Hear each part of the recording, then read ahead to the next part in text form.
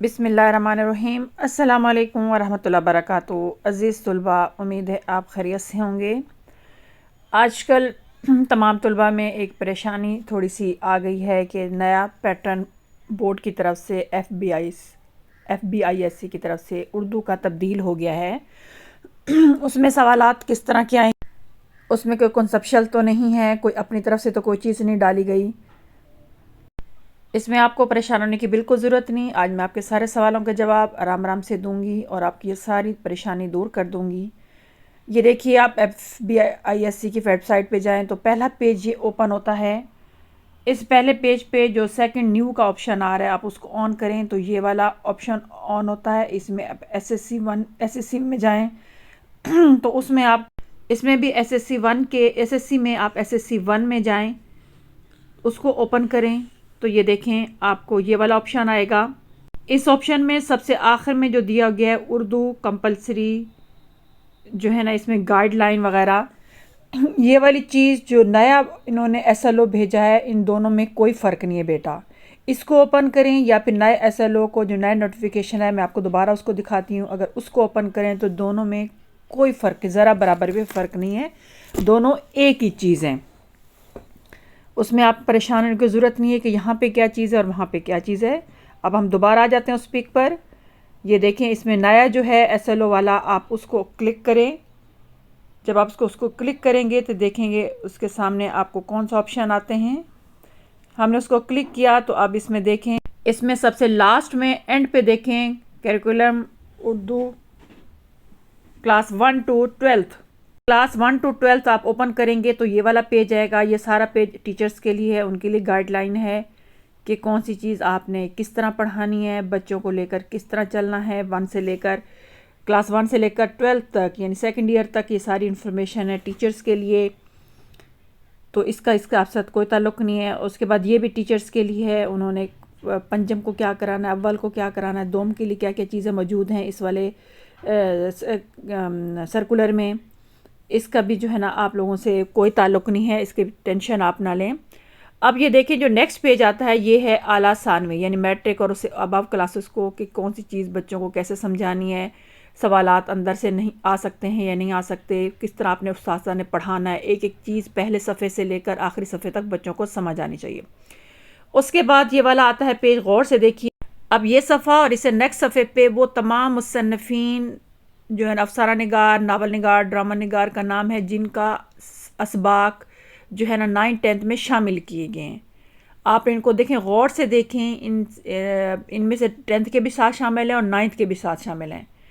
अब आप एक चीज़ देखेंगे, इनमें जो दो राइटर हैं, दो मुसन्निफ़ीन हैं जिनके असबाक इन्होंने नई नेशनल बुक फाउंडेशन में शामिल किए हैं, वो इसमें मौजूद नहीं हैं। इसका मतलब हुआ कि जो चैप्टर नंबर आपका नेशनल बुक फाउंडेशन का चैप्टर नंबर 12 और 13 है, वो आपका इस साल जो है ना इंक्लूड नहीं है सिलेबस में, निसाब में, क्योंकि उन दोनों राइटर्स का नाम इनमें नहीं आता। पहला चैप्टर है खतूत बनाम मुदीर, ये भी आपका शामिल नहीं है क्योंकि इनके मुसन्निफ़ हैं डॉक्टर मस्कीन अल हिजाज़ी, इनका लिस्ट में नाम नहीं है। और इसके साथ फिर अगले मुसन्निफ़ आ जाते हैं आपके, जो आपका चैप्टर नंबर है ज़रा अबलाग और समाजी राब्ते की दुनिया, जिनके राइटर का मुसन्निफ़ का नाम है प्रोफेसर मोहम्मद अमजद इकबाल, ये भी शामिल नहीं। तो ये दोनों चैप्टर आपके इंक्लूड नहीं है, शामिल नहीं है सिलेबस में। आपका सिर्फ कारबिका कर्नल मोहम्मद ख़ान तक शामिल है, वहाँ तक ही आपका पेपर आएगा, इसलिए इस दोनों चैप्टर्स को करने की बिल्कुल ज़रूरत नहीं है। अब ये नेक्स्ट पेज पे जाएंगे तो आपको गज़लों और शायरों और नज़मों के शायरों के नाम आ जाएंगे। ये आपके सारे के सारे वही शोरा हज़रात हैं और वही गज़ल के शोरा हैं जो आपके सिलेबस में मौजूद हैं। इसमें टेंशन लेने की ज़रूरत नहीं है कि कोई एक्स्ट्रा गज़ल आप में शामिल नहीं की गई, ना नज़म की गई है। वही है जो बोर्ड वालों ने यहाँ नाम दिए हैं, और आपकी गज़लें और नज़में भी वही शामिल हैं। अब ये अहम इम्पॉर्टेंट पेज जो सबसे अहम आया है, वो गौर से देखिए। इसमें सबसे पहले नीचे देखिए, इन्होंने गलती से, या जिस तरह भी किया, पहले भी ऐसा लिखा गया था, मजमून और कहानी इन्होंने क्लास 9th में शामिल कर दी गई, हालांकि ऐसा बिल्कुल भी नहीं है। मजमून और कहानी जो है ना क्लास 10th में है, लेकिन क्योंकि उन्होंने एक ही पेज पे दिया, मिला के दिया, तो इसलिए इसकी डिस्ट्रीब्यूशन में थोड़ा सा फ़र्क है। इसको नेक्स्ट पेज पे मैं आपको दिखा दूंगी कि 9th के सिलेबस में क्या क्या चीज़ें शामिल हैं। ये उन्होंने वैसे लिख दी, हर साल इसी तरह ही लिख देते हैं ये लोग, फिर बाद में जब अलग अलग भेजते हैं तो उसमें इसका जिक्र भी नहीं होता। फिर उसके बाद नंबर 1 देखें, जुमले के जाय तरकीबी, और फिर उसके बाद मुब्तदा और ख़बर में फ़र्क, और फिर मुख्तलिफ बयानात जैसे अदबी बयान है, सहाफ़ती बयान है, ये सारे आपके इस सिलेबस में नहीं है, आपकी नई किताब में नहीं है ये वाले टॉपिक्स। नेशनल बुक फाउंडेशन में ये आपके एक्स्ट्रा किसी और पुरानी वाली किताब से लिए गए हैं। तो इसके सब के बातरतीब ये जो नोट्स हैं, इसी तरह ग्रामर के मैं आपको इंशाल्लाह ताला नेक्स्ट या किसी और वीडियो में शामिल कर दूंगी, परेशान होने की ज़रूरत नहीं है। ये 10th के साथ हैं, इसका भी आपसे कोई ताल्लुक़ नहीं है। तो पिछले जो वो सारे तरतीब के साथ मज़ामीन मैंने शामिल कर देंगे आप ग्रामर में। ये देखें, ये असल है बोर्ड की तरफ से दिया गया 2 साल पहले भेजा गया पैटर्न। ये वो पैटर्न है जो 2 साल पहले बच्चों को भेजा गया था। ये वो वाला पैटर्न आज जो SLO कहा जा रहा है, जिसे वो दोनों सेम है, उसमें कोई फ़र्क नहीं है। इस पैटर्न के साथ बोर्ड वालों ने बच्चों के लिए पेपर भी बनाकर भेजा था, वो भी मैं आपको साथ आगे दिखा दूंगी। इसमें देखिए, उन्होंने कहा है कि 30% सवालात नॉलेज से आएंगे, और 50% जो है ना अंडरस्टैंडिंग से होंगे, और 20% जो है ना, ये 20% जो है वो मालूमात और अदराक के मुताबिक सवालात होंगे। जो आप पहला पैराग्राफ लिखा है ना, उसमें आप देख लें। और यही सारी चीज़ें इन्होंने इसी हिसाब के बोर्ड का पैटर्न का पेपर का पैटर्न भी बना के भेज दिया, लेकिन वो पुरानी बुक से है, वो भी मैं आपको साथ शेयर कर दूंगी, ताकि आप कम से कम उसको एक दफ़ा देख लीजिएगा, तो आपको अंदाज़ हो जाएगा क्वेश्चन किस तरह आते हैं। ठीक है, इसमें उसके बाद देखिए नीचे डब्बे में ब्लॉक्स में आपको ग्रामर दी गई। ये वो ग्रामर है जो आप क्लास 9th में शामिल है। जो पिछले पेज पे बोर्ड की वेबसाइट पे आ रही है, वो 9th और 10th को मिला के उन्होंने दे दी है, वो नहीं है। ये वाला आप देखें, सेकंड जो ब्लॉक्स में नंबर 1, 2, 3 लिखा हुआ है, ये वाली ग्रामर आपके पेपर में शामिल है। और यही जो है ना, मैंने इसी तरह आपको तरतीब के साथ इंशाल्लाह ताला बहुत जल्द आपको अपलोड कर दूंगी, इसी तरतीब के साथ इनकी डेफिनेशन, इनकी तारीफ़, इनकी मिसालें। तो इसका मतलब जो नया SLO आया है, उसमें उर्दू में कोई तब्दीली नहीं की गई। ये तब्दीली 2 साल पहले हो चुकी है। ये इत्तफाक की बात है कि पेपर नहीं हुए 2 साल, जिसकी वजह से ये इसको लागू नहीं किया गया, इसका इम्प्लीमेंट नहीं किया गया, इसलिए बार बार जो है अब कहा जा रहा है। इसलिए परेशान होने की ज़रूरत नहीं है। वो फिर आगे को पेपर आ रहा है, तो उसके हिसाब से मैं आपको बता दूंगी। ये देखें, ये फिर उन्होंने ख़त और मकालमा भी बता दिया साथ कि बच्चे ने किस तरह ये लिखना है। कि ये मैं आपको पहले भी आपको उर्दू में बता चुकी हूँ, बोर्ड पैटर्न में सारी चीज़ें। तो ये सारे मार्क्स अलग-अलग उन्होंने आपको ये बता दिए हैं। इसके बाद एक और पेज आ रहा है, जिसमें ये देखें, ये वो पेज है जिसमें अभी मैंने आपको बताया था कि आपके 30% नॉलेज में से आएंगे, 50% अंडरस्टैंडिंग में से, और 20% आपके एप्लीकेशन में से। ये वो नोटिफिकेशन था बोर्ड ने जो 2 साल पहले भेजा था, तो उसका उन्होंने इम्प्लीमेंट करके ये हमें बोर्ड पैटर्न बना के साथी को भेज दिया, जो मैंने आपको पिछले पेज पे शेयर किया है। बिल्कुल सेम वही है, इस साल भी वही आए, क्योंकि अभी तक कोई पेपर ही नहीं है 2 साल बाद। ये देखें, ये बोर्ड पैटर्न उन्होंने भेजा था। उम्मीद है कि इस साल भी अल्लाह करे भेज दें नई किताब के हिसाब से, लेकिन पुरानी किताब के हिसाब से ये बोर्ड पैटर्न है। आप इसको अच्छी तरह देख लें, आपको क्वेश्चंस का, MCQs का अंदाज़ा हो जाएगा कि MCQs इन्होंने किस तरह बनाए हुए हैं, किस तरह सबक में से आ सकते हैं। आपके लिए बहुत आसानी होगी, परेशान होने की ज़रूरत नहीं है बेटा, सब चीज़ें वही हैं, सिंपल। अगले पेज में आपको ये देखें, असल सफ़ा ये इसमें, हाँ जी, ये इसमें बच्चे परेशान हो रहे हैं कि आउट ऑफ सिलेबस को सवाल आ जाएंगे। बिल्कुल नहीं आउट ऑफ सिलेबस बेटा। इसमें देखें, हिस्सा नसर में और हिस्सा शेर में, दोनों में वही सवाल शामिल हैं जो किताब के अंदर या तो मशकों में से लिए गए हैं, और या फिर आपके चैप्टर के अंदर से।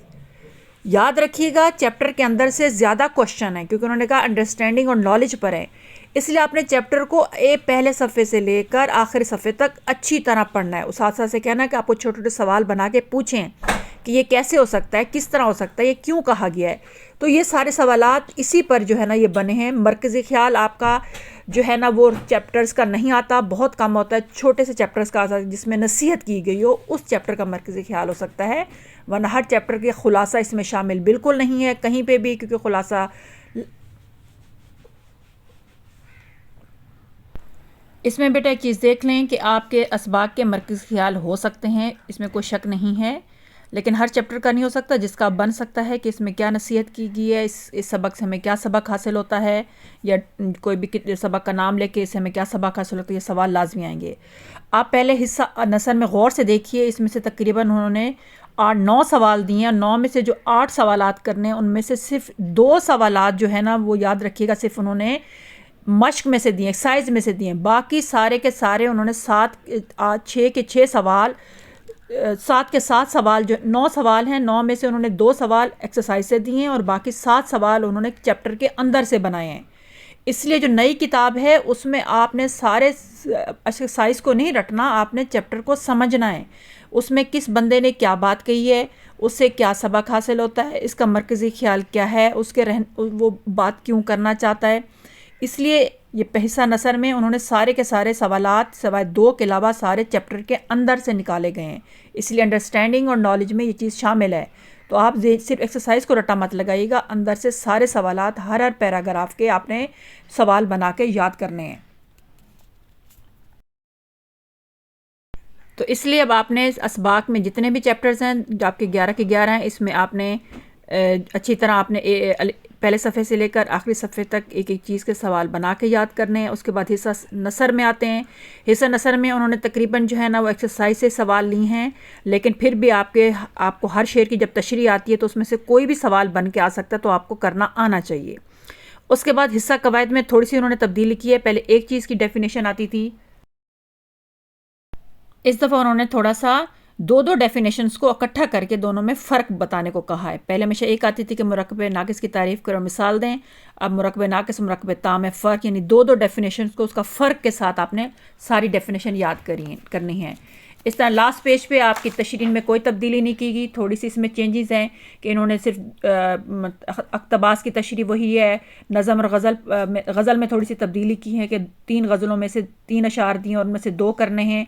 लेकिन ख़त में उन्होंने जो वो थोड़ा सा किया है कि 2 रस्मी ख़त हैं। हालांकि इन्होंने बोर्ड के सिलेबस में रस्मी और गैर रस्मी दिए हुए हैं, लेकिन उन्होंने जो पर्चे में उन्होंने 2 गैर रस्मी ख़त दिए हुए हैं, जिनमें से उन्होंने कहा एक ख़त करना है। लेकिन उन्होंने जो बोर्ड में बताया गया उनके 2 मकतूब दिए जाएंगे, जिनमें से एक गैर रस्मी ख़त लिखना है। अब इससे तो यही लग रहा है कि गैर रस्मी ख़त दिए जाएंगे, जिनमें से कोई सा एक करना है, लेकिन आपने रस्मी और गैर रस्मी दोनों करने हैं। उसके साथ आखिर में मकालमा और रुदात पे जो है ना वो ऑप्शन छोड़ दिया कि बोर्ड वाले चाहें मकालमा दें या बोर्ड वाले चाहें तो रुदात दें। ये था आपका बोर्ड का पैटर्न, मैंने आपको बता दिया। उम्मीद है आपको अच्छी तरह समझ आ गया होगा।